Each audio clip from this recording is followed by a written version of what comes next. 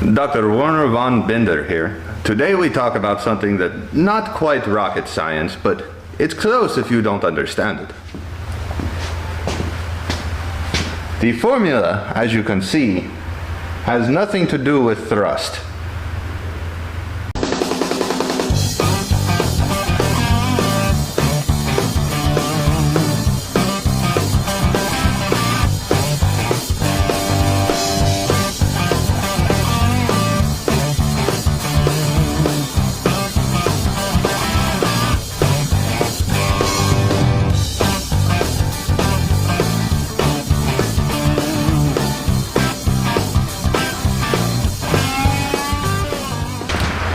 So on this one, if you're not a math nerd, you're probably not going to like this video. This will help you figure out your highway speed, ground speed versus engine RPM, that kind of stuff. And it's not rocket science. Yeah, as Kagan previously stated. And just to show you how big of a nerd I am, I have got a self-calculating spreadsheet put together. I've actually got it on my phone, but I've got it on my laptop too.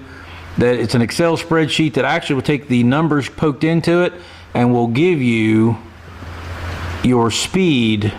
And then on below that, I've actually got my shifting RPMs, the full range. So that's how big of a nerd I am. Now, what you guys need to do is comment and bully him into making a Google Docs that we can then put underneath the description of the video, or in the group chat or something else, so you don't have to do the math formula. I will have to say I like my spreadsheet just for different projects, because I never know when I'm going to be trying to figure out what I would like to build, which is, I got like 200 different projects up here that'll never happen. However, okay, so the first thing you're going to need to figure out and I'm not saying you start off with your basis and then you change the numbers to get what you want, but you need engine RPM. Engine RPM is your first big thing. Now, if you're going into a build and engine RPM, you know what it is, but you don't really know why you need that. You can pull up power factors for your engine, where it produces the most horsepower, the most torque. Or where your torque starts? Yes, and peak where torque.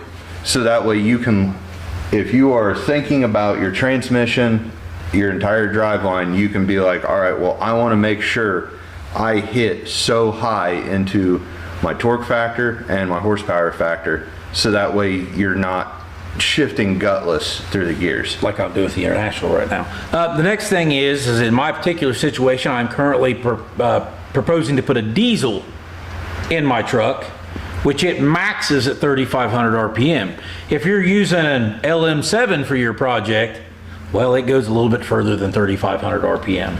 Yeah, it goes fast. So that's why RPM is important. You want to know where your peak range is, where your desired highway cruising RPM is, and you can play with the numbers after that to figure out where you need to be. Next thing, transmission gear. So now you can figure out your first gear, your third gear, your whatever. Most people are going to try and calculate their highway speed. In my particular circumstance, the current 4-speed in the International, the top speed's a 1-to-1 gear ratio. The 6-speed that I'm going to be putting in at top gear ratio is a 1-to-1 gear ratio. But if you're looking at like my Duramax, which I'm off the top of my head and I didn't look it up, I think it's like a 0.76, 0.75. If you have an overdrive, most of them are in a 0.7 something range. Some are like a 0.72. That's where you would put that number in. So gear ratio for your transmission is going to be whatever gear you're in, and you can look up your gear ratio, your transmission. Most of them are listed. I was going to say, you can, a quick Google search and you can pretty much find every single gear ratio for every transmission that's out there, unless it's like top secret and you're planning some weird build. And this doesn't necessarily mean just standard transmissions either. You can do this automatics as well, so depending on what your project is. Okay, so axle ratio. This is the one where, and and again, this is just it's the same way as the transmission. You'll get two. All right, you want to take over on this one because I'm going to mince words. So the original axle in the Lodestar was a 638 on the high side. And I say on the high side because it was a 2-speed axle. The axle that is in it now is a single speed axle, and it's a 410. Now, I had somebody tell me, well, you should have left that 2-speed axle in there, because if you put that 6-speed in there, then you'll have all kinds of highway gear, because you'll have like 12 different gears. That's not how that works, because the high side still is 638. And so if both transmissions are the same, except for one's got more gears, if the last gear is still a 1-to-1, you've not changed your highway speed at all, because the rear axle is still the same. So gearing in the rear axle, a lot of people get confused in that. We'll go over those numbers here in a second as we start plugging in numbers for our formula. And then the big one, next big one is going to be your tire diameter. So you'll need to know how tall your tire is from the ground. And so for the International, it's roughly 37 inches. It's like 36.7, 0.8. And that's going to vary between manufacturers of that particular tire size. But we're looking for a rough idea here. So you need to know your tire diameter. And I know, like, my Jeep was originally a 29-inch tall tire, and we went to 33-inch tall tires. To give you an idea, if you want to use this for off-roading, this works with Jeep information as well, or off-road information. All right, so now the last thing. When you do the tire diameter, this is where the formula comes in play. And we've got this written out here because we're going to roll our numbers on here. But we've got RPM, transgear, axle ratio, tire diameter, and then we got this underlying formula over here. Now, I know you probably can't see it real well to make it out, but I'm going to write it big here real quick. Because this right here, you're going to work this tire diameter formula all together. You can punch it in order and it'll work it out, but this is mainly for the tires, what this is. So we're going to use 33. We're going to multiply by 3.14. For any math nerds out there. Well, what? This wasn't the pie I was promised today, was it? I said we was going to use pi. I didn't say we was going to get pi. I told you blueberries. So for you math nerds, that's pi. And that's going to give us the circumference of our tire. And so when you go 33 times 3.14, then you're going to divide by 12. That's going to take our inches, and the circumference of the tire, and turn into feet. Okay, then you're going to divide again by 5,280. It'd help if I could talk. 5,280. The reason I'm using 5,280 is because there are 5,280 feet in a mile. We had this conversation earlier. Yeah, he thought it was 282, and it's actually 5,280. Whenever I was in school, the books weren't accurate. So, and then the last thing you want to do is you're going to, sorry, not divide. I'm getting ahead of myself. See, you were thinking about the division from the mile. Yeah. You're going to divide by, or sorry, multiply by 60. Multiply by 60. So, it's left my mind at the moment. But basically, it's based on 60 mile per hour. It works out. I can't think of why I had that now. I had it all worked out a minute ago to explain it, but we'll just leave it as is right now. It works. And I'll prove it. Okay, so now, that's the formula. It's tire diameter times pi divided by 12 divided by 5,280 times 60. That's going to give you your last bit of it. Essentially, if you're struggling with it, it is, so this will actually, I guess the way to think of it is in a whole for the entire equation is physical object, distance, time. Because because you're looking for your speed, which is in mile per hour. 60 is minutes. That's what it was. Gotcha. So mile per hour. See, I knew it would come to me. So, a lot of information to try and remember and recite on video, guys. I apologize. And I'm supposed to be the dumb one. So, now we're going to put some real life use in this to show you using the International, and then we'll play a little bit. And so, the International, we'll go 2,400 RPM. It really likes that RPM, right? Seems to be comfortable there. What? I'm not even going to ask now. The original ratio was a 638. This is a 1 for my transmission. Now, the original tire size, you know what? We're just going to stick with the tire size I have now because that's easier. It was close.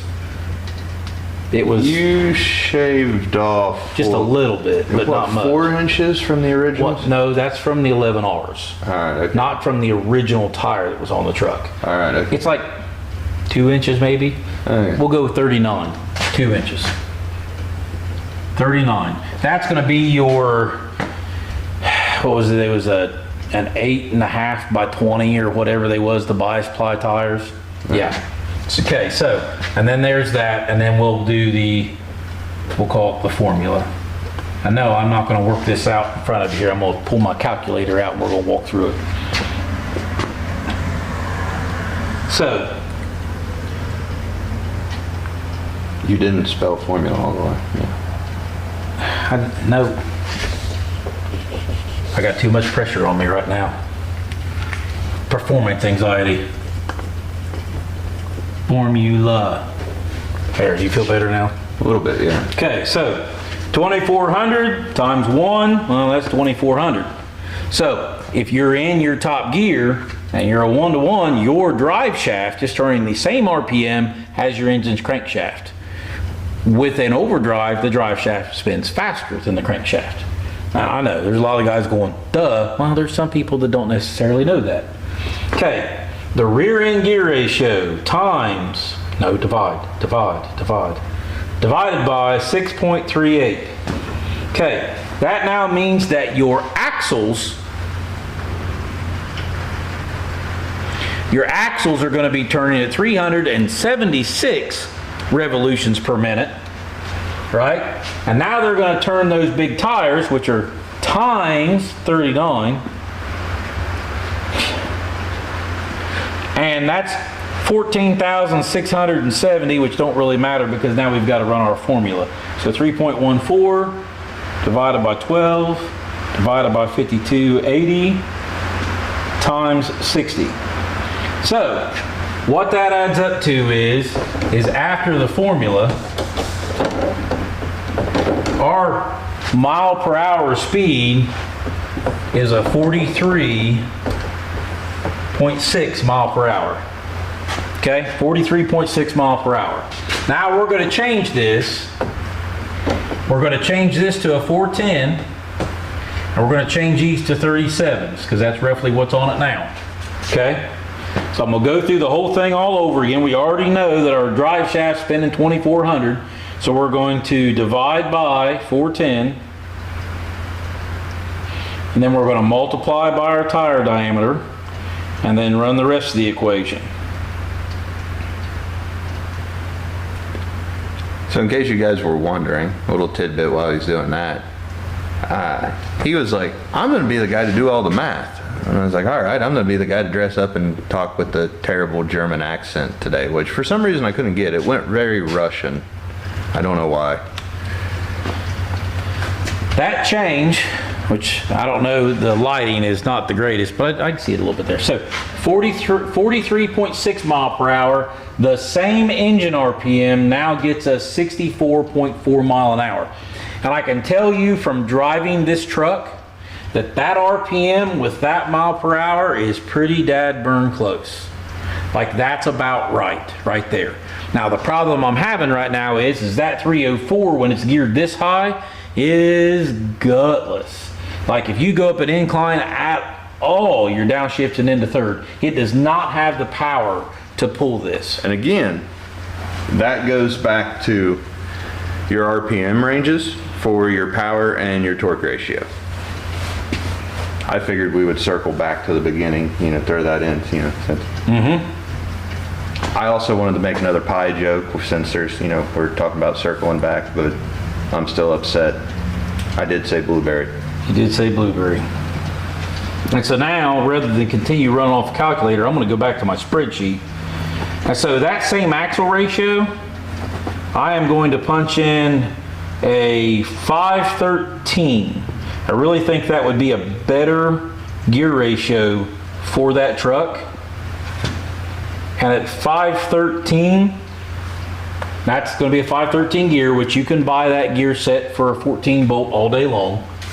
That's going to change your gear ratio to, or your top speed to 51.33. So now you're faster than you was from the factory, not as fast as the 410, but now you've got power.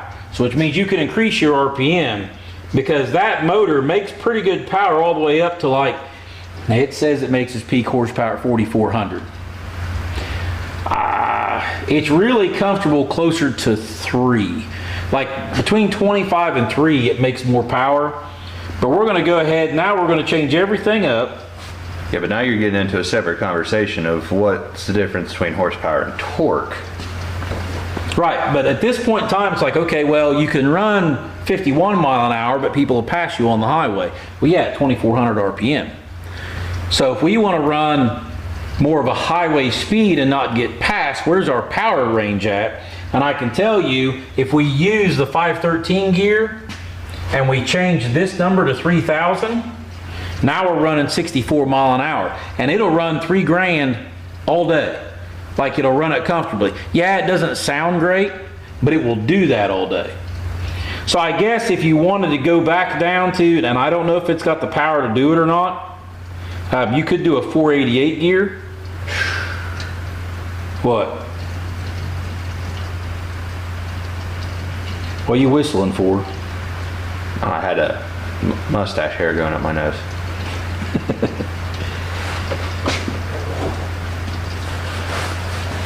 So at a 480, never guessed which one it was. At a 488 gear, in order to get 60 mile an hour, playing here with my little spreadsheet, you're going to be right around 2650, almost E27 here. I can do it this way and punch it in and go through my spreadsheet. Yep, 2700 RPM would get you 60 mile an hour with a 488 gear. And so you could run that all day long, comfortable on the highway, probably have plenty of power. A 488 is like 2 jumps up from this, because standard gearing you would go 410, 456, and then a 488. Yeah. And I think that would have enough power to pull. And I'm running through all this because some of you guys aren't planning on swapping motors. Some of you guys are just planning on swapping your gear ratio in the rear to get a little bit more highway. And really, that motor will run all the way up to 4,000. I know, I run mine up to 4,000 right now because it's a big jump between gears. But for highway speeds, you kind of want to cruise a little bit below 3. I'd say maybe a 488 would make the thing drivable if you was going to tow with it very much. If you put a 513 in it, you could still tow, pull a little bit of weight. You're not going to pull the same amount of weight because that 638 was there for a reason. But, and that goes the same, right now I'm talking about the Lodestar, but this really goes the same for any automotive project you want to build. Yeah, this formula is essentially universal. I mean, pretty much it is. If he wanted to change the rear end gear ratio in his Firebird, he could use the same formula to figure out where his engine RPMs would be to what gear ratio he wanted to use. And for him, he's not going to want to go higher geared. He would want to go lower geared. That way he could get a quicker 0 to 60. And see, it works that way too. Because these old trucks, I'm wanting to gear them higher, lower the number, 638, 410. The lower the number, the higher the gear. So like my Duramax is a 373. Well, that's lower. It's higher geared. And later on, once I have the power of the new diesel motor that I'm going to put in it with the transmission with multiple gear ratios, where I've got 6 gears to go through, I might want to go from the 410 to the 373 so I can get a better highway gear, because the less RPMs I have to work going down the highway, the better fuel mileage it's going to get. But I want to make sure I don't lose my torque. I want to make sure I don't lose my ability to pull. Essentially, the easiest way to think about it is, especially if you're trying to put it in your mind, you're trying to think. You're going to start, and this is the reason why the older vehicles higher gear. You want this on a scale. You want your, You drew a little bitty triangle they can't hardly see. oh, well, Here, whoa. We talked about all this already. I was trying to be nice. I'm trying to give you room to do your explanation. All right. Okay, so the easiest way to remember this is you want probably a new marker, but so I think it's the operator. 1 second of struggle. From the math side of things, I know this has probably rung some of you guys out, and I get it. I totally understand. But for some people who want to know this information, if you have any more questions and you feel like we left some stuff out, which we probably did because it's difficult to explain all the way through. Not to mention the fact that he's been trying to help me with jokes that are clean, and I've been trying to help him with math. That there's a lot of struggles that are here today, guys. I'm just letting you know that. You helping me with math. Now I'm worried. So, guys, if you don't mind, hit that like, subscribe button, and we'll leave you to go on this one because we beat this horse enough. Now, I'm going to go find his dad and tell him that I have a better mustache than him. I can't wait. We need to film that. Oh, yes. Guys, we'll see you until the See next you one. guys.